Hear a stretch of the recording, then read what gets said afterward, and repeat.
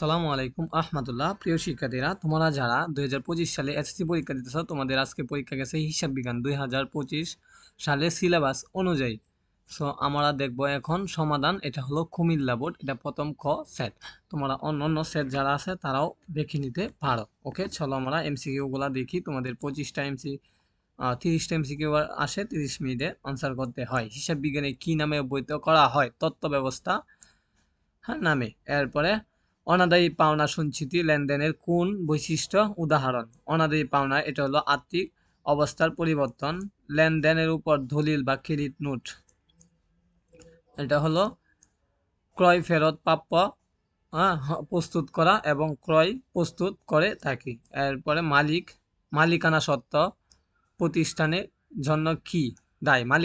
মালিকানা সত্ত্ব প্রতিষ্ঠানের জন্য কি এটা দায়? এরপরে সোনালী ব্যাংক, এটার উত্তর হবে ক্রয় হিসাব। ঋণ গ্রহণ 50,000 টাকা, এটা কোন ধরনের লেনদেন? এটা হবে মূলধন জাতীয় লেনদেন। তারপরে 7 নম্বর, ব্যাংক জমাকৃত অর্থে সুদ প্রাপ্তি 500 টাকা, এটা উত্তর। এটি হতে প্রাপ্য স্বল্পমেয়াদী সুবিধা পাওয়া যায়, এটি হতে অনিয়মিত আছে। এই তিনটা সঠিক। এরপরে দেখি আমরা, তোমরা কিন্তু অবশ্যই সাবস্ক্রাইব দিয়ে রাখবা। এবং আচ্ছা, পরে দেখি অফিস সরঞ্জাম 50,000 টাকা, এটা একটা উদ্দীপক বলা হয়েছে 8 এবং 9 এর উত্তর দেওয়ার জন্য। রায়হান বাদার্স এর মোট সম্পদের পরিমাণ 80,000 টাকা। রায়হান বাদার্স এর মালিকানা সত্ত্বের পরিমাণ 65,000 টাকা। নিচের কোনটি হ্রাস বৃদ্ধি করলে ডেবিট হবে? দায় হ্রাস পেলে। নিচে কোনটি হ্রাস বা বৃদ্ধি পেলে? দায় হ্রাস পেলে বৃদ্ধি ডেবিট হবে। এরপরে লেনদেন সম্পর্কিত কোনো সন্দেহ আছে? এটা হবে জাবেদা সমাপনী দাখিলার মাধ্যমে বন্ধ করা যায়, এটা 4 নাম্বারটা। 10,000 টাকায় ঢেনা সম্পূর্ণ কিস্তিতে 9,000 টাকা প্রদান করা হলো, পাওনাদার হিসাব। এরপরে বিক্রয় ফেরত জাবেদায় উৎস দলিল ক্রেডিট নোট। প্রথমটা আমরা প্রথম পেজটা দেখলাম, এরপরে দেখব দ্বিতীয় পেজ।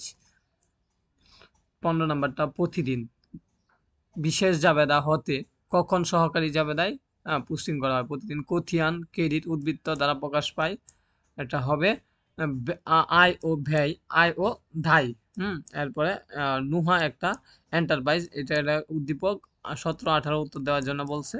সো উত্তর হবে, দেখি, জানুয়ারি 23 তারিখ লেনদেনের ডেবিট হিসাব হবে রায়হান হিসাব। এরপরে হবে 20,000 টাকা কোনো নগদান বইয়ের অন্তর্ভুক্ত হবে না। কোনটি নগদান বইয়ে? অনাদায়ী পাওনা 10,000 টাকা, এটা নগদান বইয়ে অন্তর্ভুক্ত হবে না।